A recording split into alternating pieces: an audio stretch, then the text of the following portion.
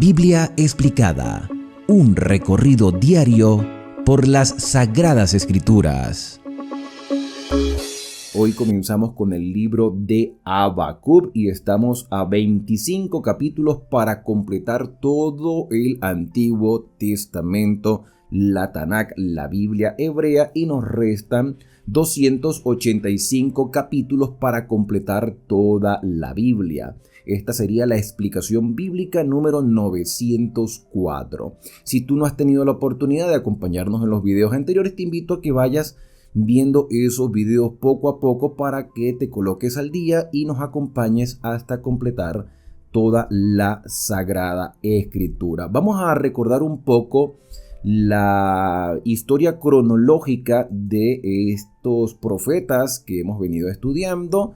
Ya analizamos a los reyes de Israel, que lamentablemente el reino desapareció en el año 722. Cosa que, nunca debió haber existido una separación del reino de Israel con Judá. Judá también desaparece en el año 586 a manos de los babilonios. Esto cuando Sedequías era rey, un rey que puso Nabucodonosor. Sin embargo, el profeta Jeremías había anunciado que después de 70 años ellos retornarían de nuevo a Jerusalén y serían reconstruidos los muros, el templo sería reconstruido, y en los tiempos de Daniel se le presentó a este profeta, a Daniel, la revelación y el tiempo exacto en el cual vendría el Mesías, que después el profeta Ageo lo llamó el deseado de todas las gentes, que era el Mesías esperado desde que el pecado entró al mundo. Entonces ya hemos pasado por todos estos profetas y nos encontramos en Habacuc. Ahora, ustedes van a ver un detalle en Habacuc con respecto a la fecha, que está después de Nahum y prácticamente en el mismo tiempo de Jeremías y antes de Ezequiel. La cuestión es que aquí solo aparecen 5 años, pero estos son los 5 años de ministerio o en el tiempo en que se hizo la revelación. Evidentemente Habacuc vivió algunos años más que lo que se presenta aquí, pero estamos hablando del mensaje en sí, en la época en que se presentó este mensaje, alrededor del año 610 al 605 a.C. o posiblemente antes. El título de este libro, como los otros libros de los profetas menores, es simplemente el nombre del autor, Habacuc. En hebreo es Habacuc. Se deriva del verbo habat, que significa abrazar. El nombre Habacuc no se halla en ninguna otra parte del Antiguo Testamento. No se sabe nada más de Habacuc de lo que se registra en su libro. No se sabe si, como en el caso de Amós, Habacuc fue llamado por Dios de alguna otra ocupación o si fue especialmente preparado para su vocación en la escuela de los profetas. Este libro parece haber sido escrito durante un tiempo de terrible apostasía, quizás durante la última parte del reinado de Manasés, durante el reinado de Amón o durante la primera parte del reinado de Josías. Estos supuestos es que no se tiene toda la información histórica. Es probable que el ministerio de Habacuc siguiera más o menos de cerca al ministerio del profeta Nahum, como lo mencioné al principio. Esta opinión tiene a su favor el lugar en que está colocado el libro tanto en el canon hebreo como en el griego. El griego es la Septuaginta. En términos generales, los males que Habacuc atribuye a su pueblo y de los cuales se queja también corresponden con este periodo. Por lo general, la fecha del año 630, es decir, antes de lo que yo mencioné, ha sido asignada a su profecía por las razones que se hallan enumeradas en este comentario. El profeta bien conocía la crisis de Babilonia y pronto habría que provocar a su pueblo por causa de sus pecados. Una crisis que finalmente resultaría en el cautiverio de Judá. Eso ocurrió en el año 586. Habacuc amonestó anticipadamente a la nación en cuanto a esta crisis y también predijo el castigo divino sobre Babilonia, una Babilonia idólatra e inicua, el enemigo de Dios y de su pueblo. Con respecto a la temática del libro de Habacuc, aunque Habacuc lamenta los pecados de Judá y sabe que su pueblo merece castigo, está preocupado por el resultado de las aflicciones de su pueblo. También se preocupa por el destino del instrumento que Dios usa para imponer este castigo, Babilonia, o sea, los caldeos, que parecen ser bendecidos con una prosperidad siempre creciente. Esa era la preocupación de Habacuc, que los caldeos prosperaban y Judá decrecía. Dios responde a las cordiales preguntas de su siervo y muestra a Habacuc que el castigo de los israelitas es para su bien final, o sea, una disciplina, mientras que la prosperidad material de los impíos, representados por Babilonia, se desvanecerá como resultado del castigo divino. Este libro llega a su apogeo en la oración del capítulo 3, por medio de una descripción gráfica de la suerte de los impíos y el galardón triunfante de los justos. En este contraste, Dios tiene el propósito de revelar al profeta cómo el creciente orgullo de los caldeos y también de los impíos conduce a la muerte, mientras que conduce a la vida la confiada sumisión de los justos ante Dios por fe. En este énfasis sobre la santidad y la fe, Habacuc se une a Isaías como un profeta evangélico.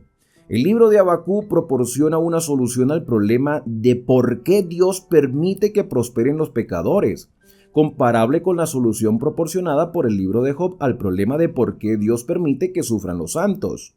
Habacuc amaba sinceramente al Señor y con ansias anhelaba el triunfo de la justicia, pero no podía entender por qué Dios aparentemente permitía que continuara desenfrenados e impunes la apostasía y el crimen de Judá. Dios le informa que tiene un plan para refrenar y castigar a Judá por su mala conducta, y para eso va a utilizar a los caldeos como su instrumento. Esta explicación presenta otro problema en la mente de Habacuc: cómo Dios puede usar a una nación tan impía como eran los babilonios para que Judá fuera castigada. ¿Cómo puede conciliar un plan tal con la justicia divina? Temerariamente y sin embargo con toda sinceridad e inocencia, Habacuc demanda una respuesta por parte de Dios. Pasando por alto temporalmente la temeridad de la pregunta de Habacuc, Dios asegura al profeta en cuanto a la certidumbre de su propósito respecto a Judá, y luego le muestra su propia necesidad de humildad. Dios procede a enumerar los pecados de Babilonia. Conoce muy bien la traición y la maldad de Babilonia y le asegura a Habacuc que él, Dios, aún rige los asuntos de la tierra. Por eso todos los hombres, incluso Habacuc, harían bien en callarse delante de él. ¿Se acuerdan de ese versículo? Calle delante de Dios toda boca. Bueno, allí lo vamos a leer en el capítulo 2. Es decir, no deben poner en duda la sabiduría de los caminos de Dios. Dándose cuenta de que se había extralimitado atreviéndose a desafiar la sabiduría de Dios y su voluntad, Habacuc se arrepiente humildemente. Sin embargo, al mismo tiempo, su fervorosa y celosa preocupación por Judá como instrumento escogido del plan divino en la tierra lo induce a rogar por la justicia divina con misericordia. Sigue a esta oración una revelación de la gloria y el poder divino que presenta Dios trabajando por la salvación de sus hijos fieles y para la derrota de sus enemigos. El libro termina con la afirmación de confianza de Habacuc en la sabiduría y el éxito final del plan divino. Vamos a culminar esta introducción hablando un poco acerca del bosquejo, y es que el capítulo 1 presenta el problema, la paciencia divina para Judá y Babilonia.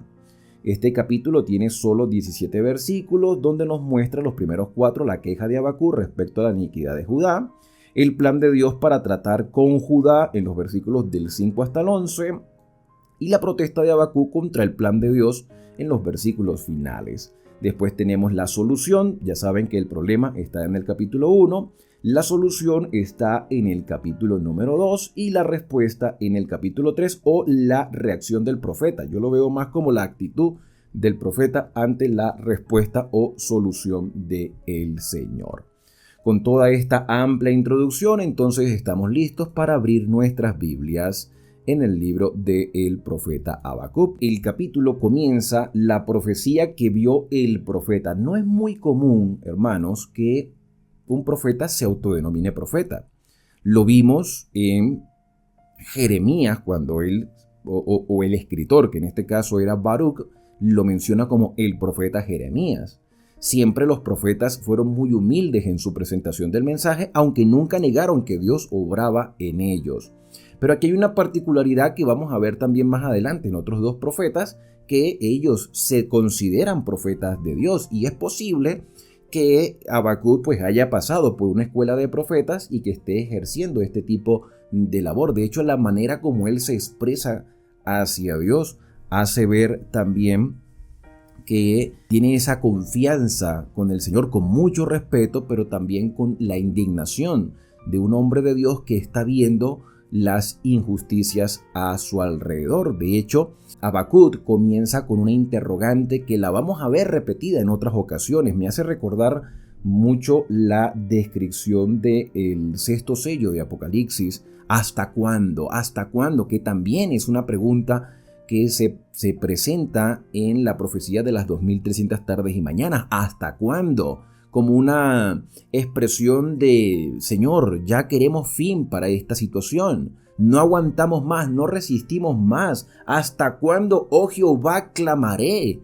Aquí el profeta está diciendo, Señor, yo te busco constantemente, pero yo siento que no escuchas. ¿Hasta cuándo, Señor, clamaré y no oirás? Y daré voces a ti a causa de la violencia y no salvarás. Recordemos que aquí el profeta es muy respetuoso, pero tiene esa confianza con el Señor, tiene esa intimidad para expresar lo que siente con toda libertad. Y preguntémonos si nosotros no nos hemos sentido quizás de la misma manera. Nos acercamos al Señor, le buscamos en oración, estudiamos su palabra, mantenemos una relación con hermanos de nuestra fe, congregándonos constantemente, y a veces sentimos que Dios no nos escucha. Sentimos eso, es una realidad que muchas personas están experimentando. Pero el hecho de que nosotros lo sintamos no quiere decir que sea así. Porque a veces sentimos que Dios guarda silencio. O porque Dios permite la maldad. O porque Dios permite tanto sufrimiento. Las interrogantes del profeta, quizás con otras expresiones, muestran el sentimiento que hoy muchas personas tienen. ¿Hasta cuándo, Señor, clamaré y no escuchas? Daré voces a ti a causa de la maldad, de la violencia, de la opresión, de todo el dolor que está a nuestro alrededor, y sentimos que no estás aquí. ¿Por qué me haces ver iniquidad, Señor? ¿Por qué tengo que ver la maldad todos los días? ¿Por qué me haces que vea molestia? ¿Te has sentido tú igual que el profeta? ¿Por qué tengo que ver maldad todos los días en la calle? ¿Por qué tengo que ver sufrimiento y por qué Dios lo permite? Destrucción y violencia están delante de mí, y pleito y contienda se levantan. Por lo cual, a raíz de todo esto, la ley, la Torá, la palabra del Señor, el fundamento del gobierno divino, se debilita. Pero ¿se debilita la palabra de Dios? ¿Se debilita la ley de Dios? ¿Se debilita la norma? ¿O es que la sociedad nos ha mostrado que a causa de no haber prestado atención a esa ley, es que suceden las cosas? Y aunque no lo parezca, el mismo profeta se está dando la respuesta. La razón por la cual estamos así, la razón por la cual hay tanta maldad, por la razón por la cual hay tanta violencia y tanto dolor, tanto sufrimiento y tanta muerte y tanta desgracia y tanta injusticia, es porque la ley de Dios se ha dejado a un lado. Es debilitada. No es que la ley se debilite, porque la ley es el reflejo del carácter de Dios, es el fundamento del gobierno universal de Dios. Es una ley perfecta, es buena, es santa, pero es debilitada a causa de que el hombre no la pone en práctica, no le muestra interés, no le da el valor que tiene. El juicio no sale según la verdad, porque se dejó la ley a un lado, por cuanto el impío asedia al justo.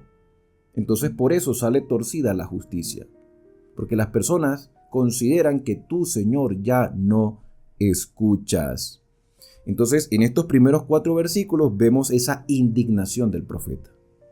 A partir del versículo número 5, entonces vamos a ver una descripción de estos extranjeros que vendrían desde Caldea, desde Babilonia, a tomar posesiones del pueblo de Judá. Mirad entre las naciones, dice el Señor, evidentemente a través de su profeta. El profeta hace las preguntas, pero como esto es una revelación del Señor, él entonces presenta lo que Dios le ha revelado. Mirad entre las naciones y ved y asombraos, porque haré una obra en vuestros días. Ahora, dice el Señor, yo voy a hacer una obra que cuando se os contare no la vais a creer. ¿Por qué no la vas a creer? Porque las personas tenían conceptos errados de la justicia. Porque las personas tenían conceptos errados de la disciplina del Señor. Ellos se creían el pueblo escogido, hicieran lo que hicieran.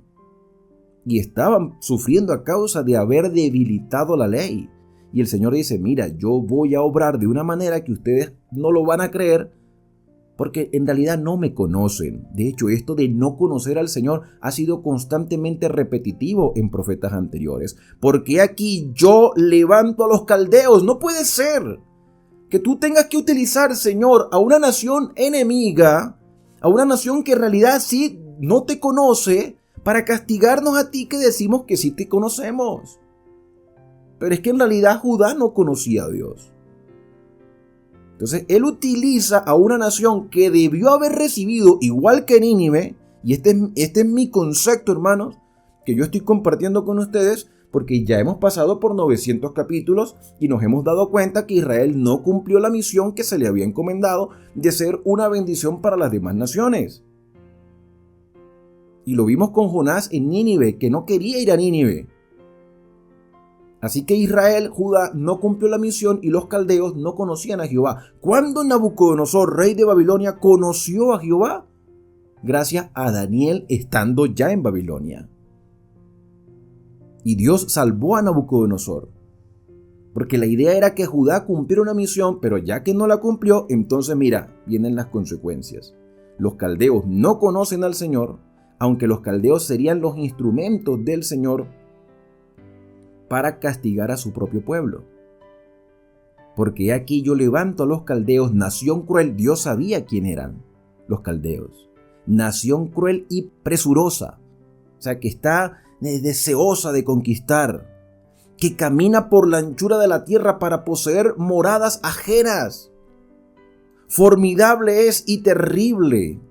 De ella misma procede su propia justicia y su propia dignidad. Ellos tienen sus propios conceptos, tienen sus propias convicciones, tienen sus propios objetivos, pero lo interesante es que viven a la altura de esos objetivos que ellos tienen. Es decir, son errados, están mal, no tienen una norma de justicia de acuerdo a lo que Dios ha revelado, pero ellos viven según lo que creen. Y ya eso era una reprensión para Israel, y eso es reconfirmatorio de lo que estudiamos en Isaías, en Jeremías y en Ezequiel. Ellos vivían lo que creían.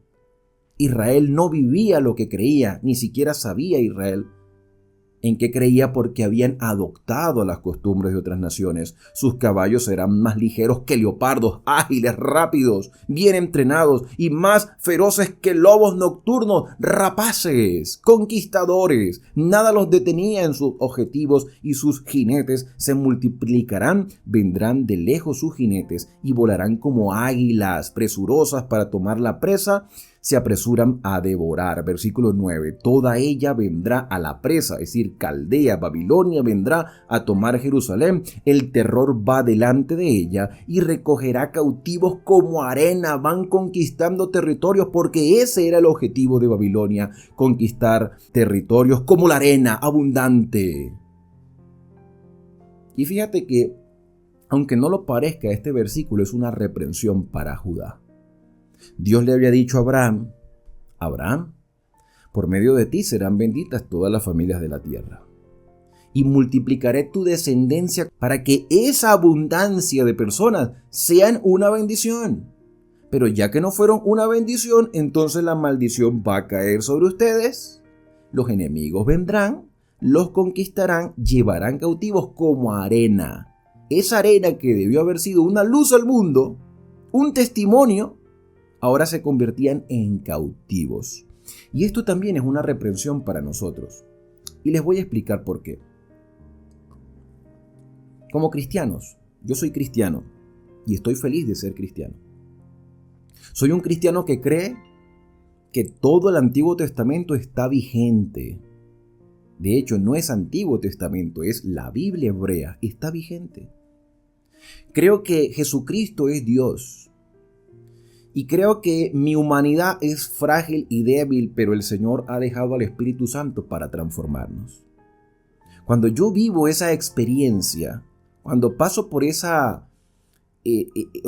etapas de transformación, de justificación, de santificación, que es algo progresivo y constante, aunque sigo siendo un humano frágil, pero fortalecido por el Señor, esa vida que yo practico debe ser un testimonio para otras personas. Es decir, que mis relaciones sociales deben testificar de mi fe. Yo debo demostrarle a otras personas que lo que yo estoy viviendo vale la pena porque a mí me ha funcionado. Y no solamente me ha funcionado a mí, sino que le ha funcionado a muchas otras personas.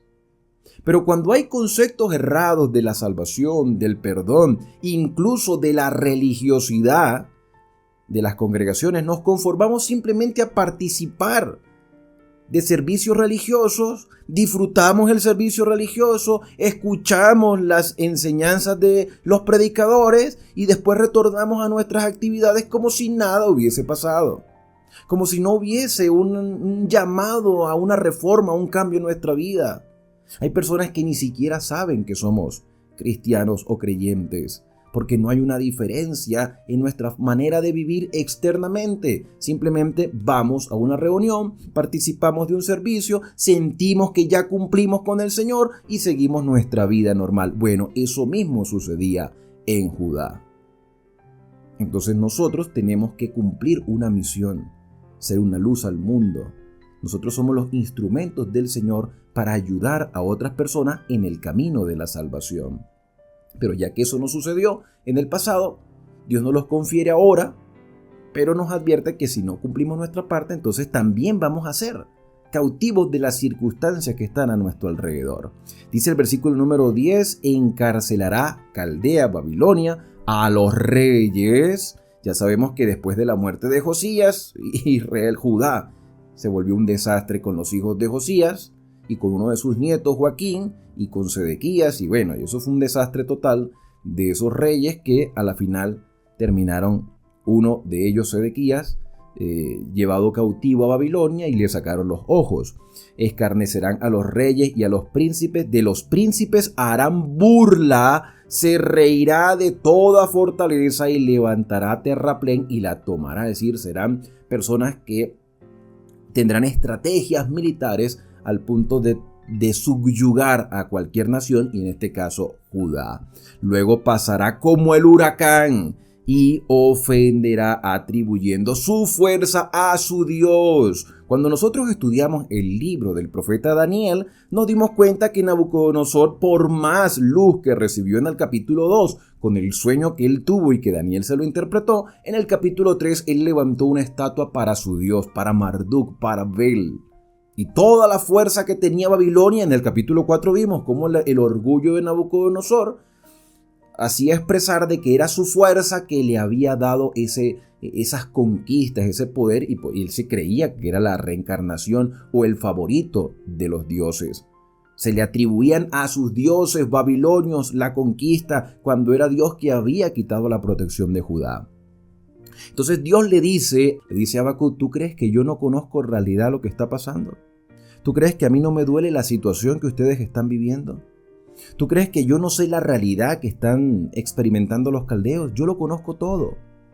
Dice el versículo 11 que cuando Dios le hace esa explicación a Habacuc, el mismo profeta dice, ¿no eres tú desde el principio, oh Jehová, Dios mío, santo mío? Fíjate la manera respetuosa con que Habacuc se acerca al Señor. Eres tú, Señor, desde el principio, mi Dios, santo mío. No moriremos. Si tú estás con nosotros, vamos a vivir. Esa es una convicción que, aunque él se siente decepcionado por lo que ve, él sabe, porque Dios mismo se lo ha revelado y por esa intimidad que ha desarrollado con el Señor, él sabe que Dios tiene el control de todas las cosas. La pregunta es si nosotros tenemos esa misma convicción, porque él decía, desde el principio eres tú, oh Jehová santo. Santo mío, mío, mío, o sea, tú eres mi Dios, yo confío en ti, Señor, aunque haya cosas que no entiendo. Lo que sí estoy seguro es que no moriremos. Oh Jehová, para juicio lo pusiste tú, oh roca, roca. Eso es seguridad, eso es fortaleza, eso es dependencia, eso es recordar que Dios ha sido el que ha sustentado siempre a Judá. Lo fundaste para castigar. Señor, si tú lo permitiste, tú lo sabes. Yo no me siento feliz de que esto esté pasando. Pero tú, Señor, eres el que tienes el control de todas las cosas. El profeta no podía decir, Señor, estoy feliz por esto. No, porque el pueblo está sufriendo. Es como que si tú y yo como cristianos dijéramos, nos encanta cómo está el mundo. No, no nos encanta cómo está el mundo. De hecho, nos sentimos tristes por algunas realidades dentro de nuestras iglesias. Pero Dios tiene el control de todas las cosas. Y nosotros podemos hacer la diferencia. Podemos demostrar a las personas que vale la pena ser fiel al Señor. Y lo que Dios permite, aunque no lo entendamos, será para nuestro bien. Muy limpio eres, sigue la descripción del profeta hacia Dios. Muy limpio eres de ojos para ver el mal, Señor. Yo no sé cómo tú resistes ver todo esto. Tú eres muy limpio para ver todas estas cosas. Pero saben, hermanos, nosotros no podemos ignorar el conflicto cósmico que hay entre el bien y el mal. Dios ha permitido que el mal se desarrolle para que el ser humano se dé cuenta hasta dónde puede llegar sin el Señor. Y el profeta le dice, muy limpio eres de ojos para ver el mal, ni puedes ver el agravio. ¿Por qué ves a los menospreciadores y callas cuando destruye el impío al más justo que él? ¿Por qué siento yo que tú callas? No tengo respuesta para eso, Señor. Pero yo confío en ti. Haces que sean los hombres como los peces del mar. Aquí se describe a los babilonios como lanzando la red para pescar. Y los peces, en este caso, en este contexto, sería Judá. Entonces, haces que sean los hombres como los peces del mar, como reptiles que no tienen quien los gobierne. Ellos viven a su manera. Sacará a todos con anzuelo, los recogerá con su red y los juntará en sus mallas, por lo cual se alegrarán y se regocijarán, porque ellos conquistarán. Ellos tuvieron dominio sobre todos esos territorios. Aquí está haciendo una descripción de los babilonios. Por eso hará sacrificios a su red y ofrecerá sahumerios a sus mallas, o sea, a sus redes. Ellos atribuyen sus conquistas a su propia fuerza o a sus instrumentos o a sus dioses, porque con ellas engordó su porción y engrasó su comida.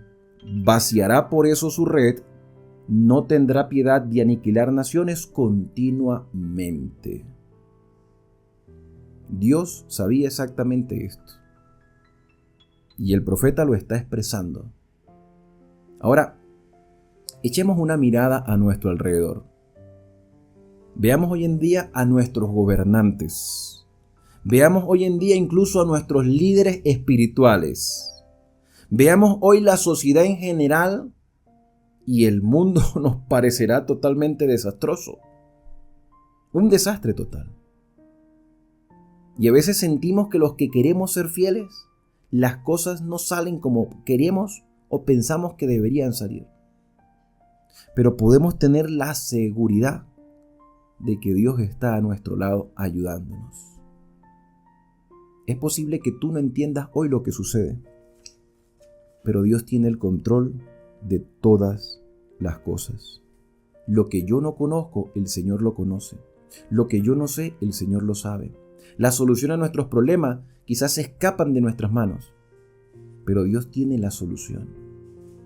El profeta le dijo, Señor, yo sé que tú no nos dejarás morir. Yo sé, Señor, que tú tienes el control. Señor, tú eres el justo. Señor, tú eres el santo. Yo no sé por qué prospera el impío. Yo no sé por qué logra con creces los antojos de su corazón. Como decía el escritor del Salmo 72, los ojos le saltan de grosura. Pero ese mismo escritor del Salmo decía: hasta que entré en el santuario y comprendí el fin de ellos.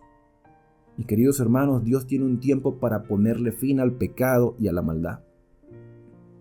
Pero hoy necesitamos aprender a depender del Señor y poder decir como el profeta: Señor, tú eres el santo mío. Aquí lo voy a leer otra vez, y con este versículo me quiero quedar con el versículo número 12, que me parece la expresión de ese corazón totalmente dependiente del Señor.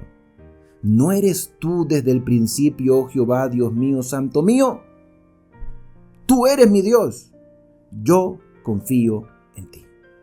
Si hoy estás pasando por adversidades, por circunstancias indeseables, hoy es el día de aprender a confiar en el Señor. Por eso acerquémonos al Padre Celestial con confianza y permitámosle que Él desarrolle nuestra fe y nos ayude a vivir con esperanza.